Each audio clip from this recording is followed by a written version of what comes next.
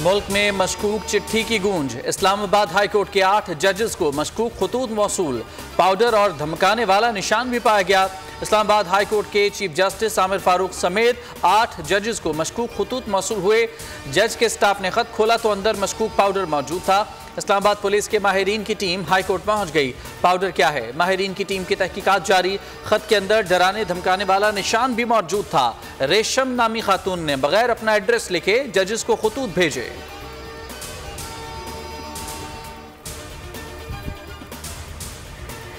Islamabad high court के 8 जजेस को धमकी आमेज खतूत मिलने का मुकदमा थाना सिटी में दर्ज। मतन के मुताबिक chief justice Islamabad high court समेत दीगर जज साहिबान के नाम लेटर्स तकसीम कराए। लफाफे खोले गए जिनमें सफेद पाउडर की आमेजिश पाई गई। खतूत में पाउडर था। खतूत के मतन में एंथ्रिक्स लिखा था। खत खोलने के बाद आंखों में जलन शुरू हो गई। मुतासरा एहलकार ने फौरी सैनिटाइजर इस्तेमाल किया, मुंह हाथ धोया। खत भेजने वाले का नाम रेशम दर्ज है, पता नहीं लिखा गया है।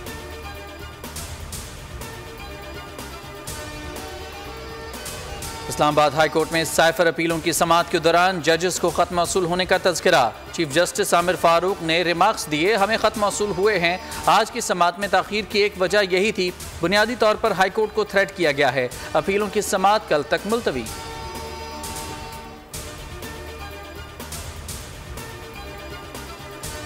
क्या जजेस को मौसूल पाउडर एंथ्रिक्स था? सोशल मीडिया पर भाग भाग के तबसरे जारी। माहिरीन की तफ्तीश जारी।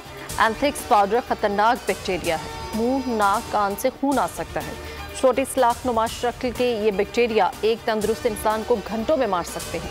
अमेरिका में इसके जरिए दहशतगर्द हमले भी हो चुके हैं।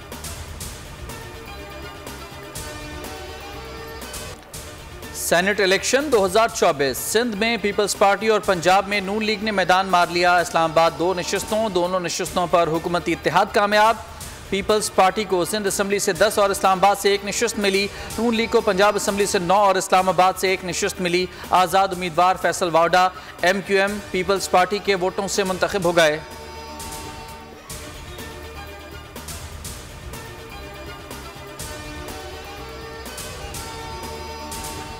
आपको वोट भारी दिल से दे रहा हूँ। सेनेट इंतखाबात में वोटिंग के मौके पर नवाज शरीफ और पीपल्स पार्टी के नामजद उम्मीदवार राना महमूद अल हसन में दिलचस्प मुकालमा। नवाज शरीफ वोट की पर्ची के लिए वज़ीर-ए-आज़म शहबाज शरीफ के हमरा पोलिंग अमले के पास खड़े हुए तो राना महमूद अल हसन ने आगे बढ़कर उनसे हाथ मिलाया। नवाज शरीफ ने हाल अहवाल पूछा और बोले, मेरे दिल पर बोझ है। वाज़े रहे, राना महमूद अल हसन तवील अरसा नून लीग का हिस्सा रहे। जनवरी 2024 में पीपल्स पार्टी में शामिल हुए थे।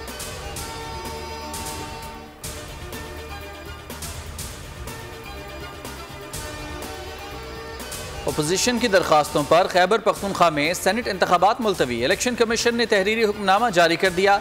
इंतखाबात मुलतवी कराने की दरखास्त अपोजिशन के अहमद करीम कुंडी ने सूबाई इलेक्शन कमिश्नर के पास जमा कराई। मौक़िफ़ इख्तियार किया, हमारे 25 अरकान से अभी तक हल्फ नहीं लिया गया।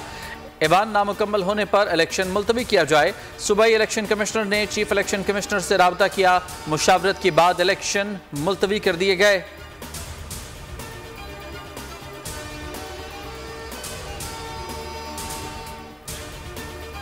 नहीं, सिर्फ मेंबरान के ऊपर नहीं, ये आइन का तहफ़्फ़ुज़ पाकिस्तान के हर शहरी के ऊपर फर्ज है। इस मुल्क में बार बार आइन को तोड़ा जा रहा है। हमारी सीटें, हमारी रिजर्व सीटें हमें नहीं दी गई। कहीं पर भी आइन में नहीं लिखा हुआ कि वो सीटें जो कि किसी पार्टी का हक नहीं बनती रेशो के मुताबिक, वो उनको नहीं दी जा सकती।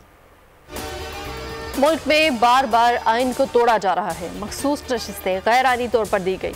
हमारी नशिस्तें किसी और को कैसे दी जा सकती हैं? वज़ीर आला खैबर पख्तूनख्वा अली अमीन गंडापुर का सूबे में सेनेट इंतखाबात मुलतवी करने के खिलाफ भरपूर एहतजाज का ऐलान। कहा, सारा निज़ाम एक दिन बेनकाब होगा। हम मुकाबला करेंगे, गैर कानूनी लोगों से हल्फ नहीं लेने देंगे। उमर अयूब कौमी असम्बली में अपोजिशन लीडर मुकर्रर। स्पीकर ने मंजूरी दे दी। उमर अयूब की अयाज सादिक से मुलाकात में दरख्वास्त की तस्दीक। नोटिफिकेशन के बाद चैम्बर में जिम्मेदारियां संभालनी। उमर अयूब तहरीक इंसाफ की हिमायत याफ्ता आज़ाद अरकान के अपोजिशन लीडर होंगे। उमर अयूब का एतमाद पर पार्टी क़यादत से इजहार तशक्कुर। कहा, स्पीकर ने बुलाया था, हमारी मौजूदगी में ही स्क्रूटनी की गई।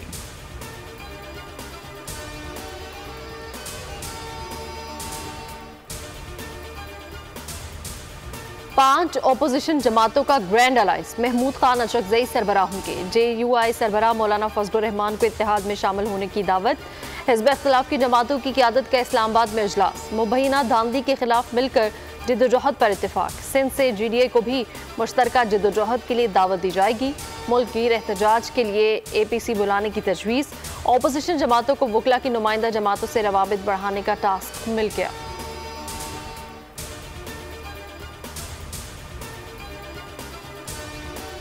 एहतसाब अदालत इस्लामाबाद में ज़ेर समात 190 मिलियन पाउंड रेफरेंस में इस्तगासा के मजीद एक गवाह पर जरह मुकम्मल।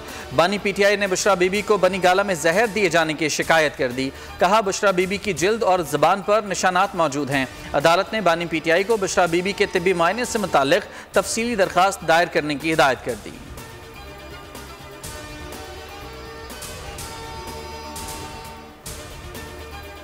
बानी PTI ने शेर अफजल मरवत को फोकल पर्सन्स की फहरिस्त से हटा दिया। अडयाला जेल में मुलाकातियों के लिए दी गई फहरिस्त से भी नाम खारिज। उनकी सोशल मीडिया की टीम भी खत्म करने की हिदायत। पार्टी ज़राए का कहना है कि बानी ने फैसला कोर कमेटी की सिफारिशात पर किया।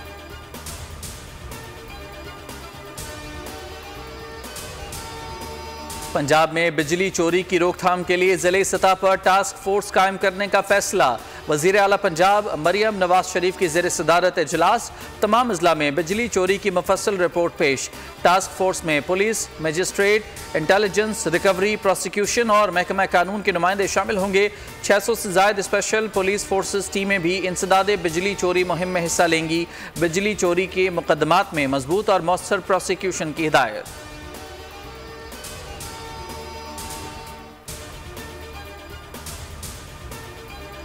आइंदा बरस महंगाई में कमी होगी, आलमी बैंक ने पेशगोई कर दी। डेवलपमेंट आउटलुक के मुताबिक रवा माली साल महंगाई की शरह 26% रहने का इम्कान है। माली साल 2025 में शरह कम होकर 15% रह जाएगी। माली साल 2026 में महंगाई की शरह 11.5% रह सकती है।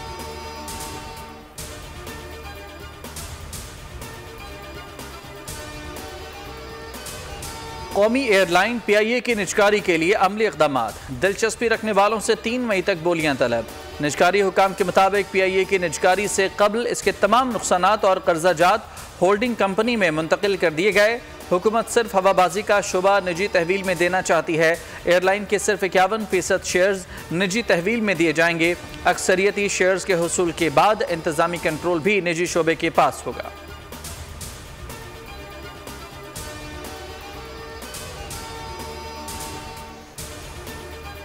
इस साल रोजे 29 होंगे या 30, फैसले के लिए मरकजी रुयत हिलाल कमेटी का इजलास 9 अप्रैल को इस्लामाबाद में तलब। चेयरमैन अब्दुल कबीर आज़ाद की सरबराही में बैठक वजारत मजहबी अमूर में लगेगी।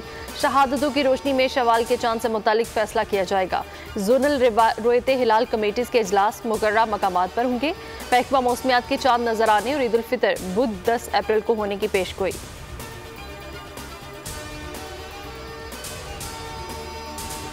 तीन की ईद तो चूड़ियों के बगैर अधूरी है। ईद हो और हम चूड़ियाँ ना लें, ऐसा तो हरगिज़ नहीं होता।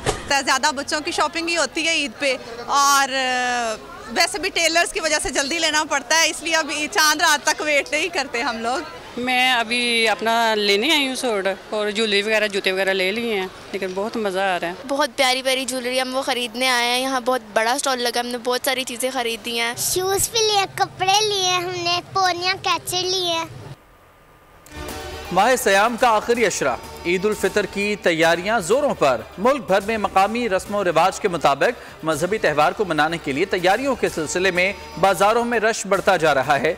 दुकानदारों ने इसी मुनासिबत से खुसूसी तैयारियां कर ली, मगर महंगाई हर खुशी के रास्ते में रुकावट बन गई है।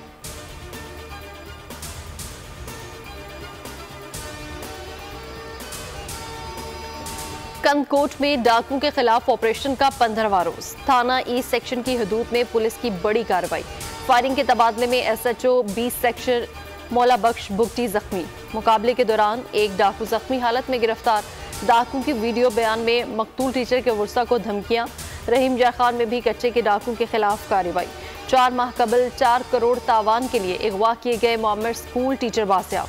8 रोज पहले हनी ट्रैप के जरिए अगवा होने वाले बिहाड़ी के ट्रक ड्राइवर को भी छुड़ा लिया गया। लोधरा के 2 दुकानदारों को अगवा होने से बचा लिया गया।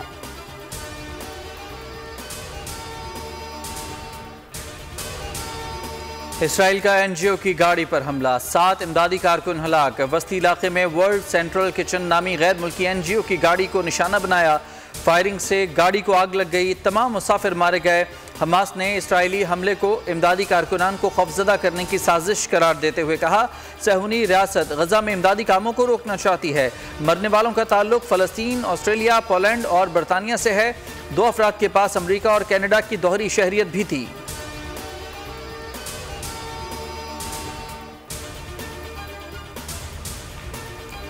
सिफारत खाने पर हमले के नताइज की जिम्मेदारी इसराइल पर होगी। दानिशमंदी के साथ वक्त पर जवाब दिया जाएगा। ईरान ने खबरदार कर दिया। ईरानी वज़ीर ख़ारजा अमीर अब्दुल्लेहान का शामी मनसब को फ़ोन। इसराइली जारहियत से पैदाशुदा सूरत हाल पर तबादला ख्याल। शाम में ईरानी सिफारत खाने पर इसराइली बमबारी से 8 अफराद शहीद हुए। शोहदा में कमांडर पासदारान इनकलाब रजा जाहिदी और नायब ब्रिगेडियर जनरल मोहम्मद हादी हाजी रहीमी भी शामिल।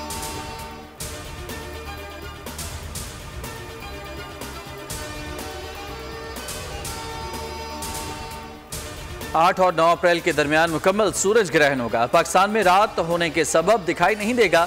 महकमा मौसमियात के मुताबिक सूरज ग्रहण का आगाज पाकिस्तानी वक्त के मुताबिक रात 8:42 पर होगा, जबकि इख्तिताम रात 1:52 पर होगा। मगरबी यूरोप, जनूबी अमरीका, अटलांटिक समेत दीगर मकामात पर मुकम्मल सूरज ग्रहण दिखाई देगा।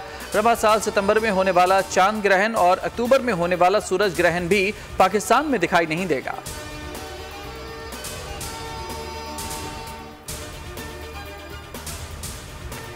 इस्तांबुल में नाइट क्लब में आतिशज़दगी से 29 अफराद हलाक। 16 मंजिला रिहायशी इमारत में आतिशज़दगी के नतीजे नाइट क्लब में भगदड़ मच गई।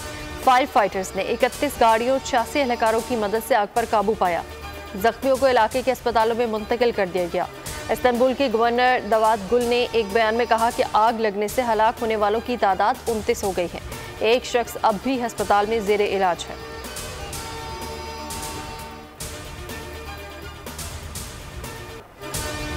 वेस्टइंडीज विमेन क्रिकेट टीम के खिलाफ सीरीज। पाकिस्तान विमेंस क्रिकेटर्स का कैंप कराची में शुरू।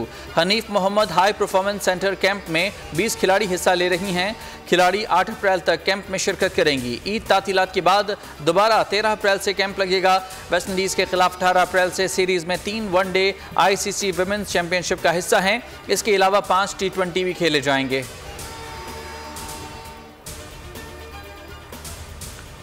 और इंग्लिश क्रिकेट टीम के star all-rounder Ben Stokes T20 world cup से दस्तबरदार सिलेक्शन के लिए दस्तयाब नहीं होंगे। बेन स्टोक्स के मुताबिक वो अपनी फिटनेस बहाल करके बतौर ऑलराउंडर परफॉर्म करना चाहते हैं। इससे कबल बेन स्टोक्स IPL से भी दस्तबरदार हो गए थे।